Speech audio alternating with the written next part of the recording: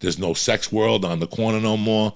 You know, I used to sit, I drove down 42nd Street and you hit 9th and you got Port Authority there. Right across the street used to be Sexworld. But on that fucking corner is there used to be a tremendous little Arab dude who made Sabret hot dogs with the rat tail on it and everything still. Tremendous, dirty water dogs. And he's got little steaks on a stick.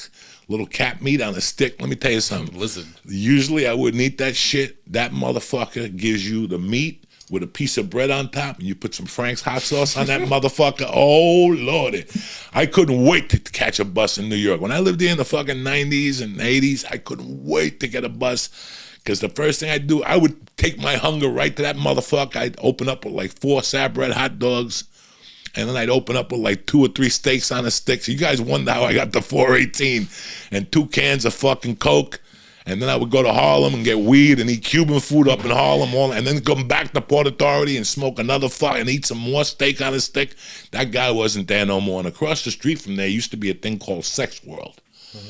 Years later, Jamie Masada put the Laugh Factory on top of Sexworld. Really? Yeah, it was disgusting. I never performed in there, but How long did that last? Oh, it lasted like fucking 8 months, not too long. I sat on that fucking corner eating steak on a stick and hot dogs, and I would watch all the Hasidic Jews at 7 in the morning go in there. Like tons. Get the rub on? And sometimes I would go, no, you don't get rubbed on. What you do, you go into Sexworld, and what you do is, it's disgusting. Listen, you have to be a disgusting person to go into this thing. And it just wasn't, it was everybody. I was disgusted. I mean, I've been going to Sexworld since I was like 13. They have like condoms and dildos and shit? No, it's like going to a fucking, going to Jenkinson's. You know what Jenkinson's is in Point Pleasant? It's like an arcade. So it's an arcade for sex, okay? This is an arcade. I swear to God, Sexworld was fucking a disgusting arcade for sex. It was basically, you walk in and there's like 3 guys with those aprons on with tokens in their pockets, right? And you go up to them, you give them like a 10, and they give you a handful of disgusting tokens. Disgusting tokens, okay? Forget Bitcoin. This is sperm coin. This, I don't know what value this has. That rusty pennies. And then they have a circle, okay? It's like an oval room with different booths, okay? Different booths all around. And when you approach them, you'll see a guy walk out of that booth and nobody makes eye contact. They look down. They would walk out looking at the floor, and they would walk out, and you would look like, what the fuck is wrong with that guy? Until you open the door and looked on the floor, and there's a ball of sperm on the fucking floor. And then the guy goes, excuse me. A little Mexican guy would go, excuse me. And he would come in with a mop with like disgusting water and just throw it on the sperm, clean it up, put it back in the bucket and go, you ready, senor? And you're like, okay, thank you. And you'd go in, and they had 2 of these. They had the one with the glass, okay? So you had a glass, and you could just look in, and it would be, so like as a kid, as a 12 and 13-year-old, the first time we did it was great, because we would go, and at first a window would open, and it would either be a skanky fucking white chick, you know, just shot up heroin, because that's what they do. They're hookers, and then they go there to make extra money at 6 in the morning. So what you do is the window opens up, and you put tokens in, and you put your dollar by the window, and she comes over, and you could either suck a tit or finger. You could get as much as you want for whatever until she leaves. It was disgusting. You had to be 12 to fucking even enjoy that thing. You know, you stick your hand in, you're trying to finger her. I still remember running out of there, and like all our friends getting together going, what'd you get? I got a tit. I got the, smell my hand. Oh shit, it's fucking disgusting when you're 13, but you're a kid. One time we played hooky. One time a bunch of us played hooky in the 8th grade, and we went over there. And we took this kid with us that had just transferred. His name was Paris. Great fucking kid. We went over there. I told this story on the church. We went over there. We got some tokens. There was Sexworld, and then if you went on 42nd Street, there was other little copycat ones. There was a place that sold IDs.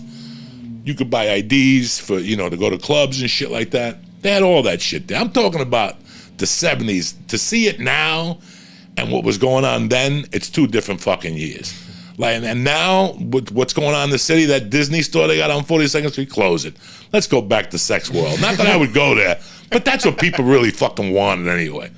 The other ones had the windows that opened, but you had to keep putting tokens in that motherfucker or they were closed. And that was the time I went in with the kid and he was sucking a tit and he forgot to put the things on and the window locked on his thing and they had to call we left him. You know us, we fucking ran outside. Oh my God. They called an ambulance and they got this thing and the kid's a fucking state trooper now in San Diego. That's why I didn't go to San Diego that much because after that thing caught him in the neck, they transferred him. His mom transferred him out of McKinley. I don't know why.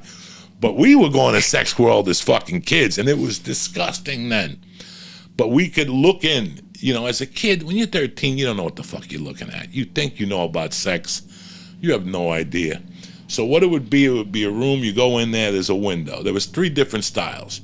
You either had the chick that went from window to window, and you could suck a tit and finger her for $1, $1.50, whatever the fuck you had, change, as long as you were putting tokens in. A lot of times they come up to you and you're negotiating and the window would go down and you're like, fuck it. And you put the token in and all of a sudden you're like working on tokens. Like, you're like, all right, what can I get real quick? I don't know. They weren't going to suck your dick or nothing like that. It was you feeling their tit or you trying to finger them. So you had that style or whatever. Then you had the style that was just a glass. And they put their tit on the glass, and you just sit there and rub one out, and then fucking, it's disgusting. Your fucking your sneakers would stick to the floor. Like you would hear your sneakers when you were in this fucking place. Just disgusting. But then they had the ones where it was just people having sex. That's like the 3D, that was like when they went deep. So it started with the people having sex. It was just like some fucking white dude with like a bent dick. It's just, you have no idea. When you leave there, you didn't feel too good. You know what I'm saying? When you were 13, you're like, ew, like it was fucking disgusting. He would have like a curved dick, and the chick would be fucking, you could see the heroin, the track marks on her arms, and he would be fucking her, and you would just sit there, but you could see your friends in the little windows. Yeah, they're all in little windows.